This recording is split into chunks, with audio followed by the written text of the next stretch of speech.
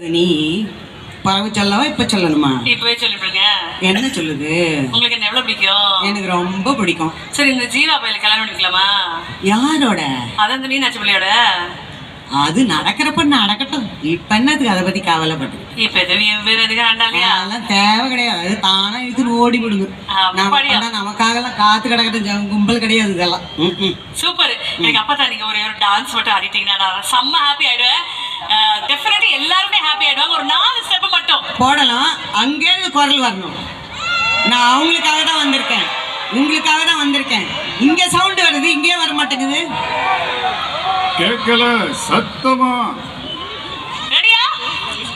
Okay, let's go. 3 2 1 and music.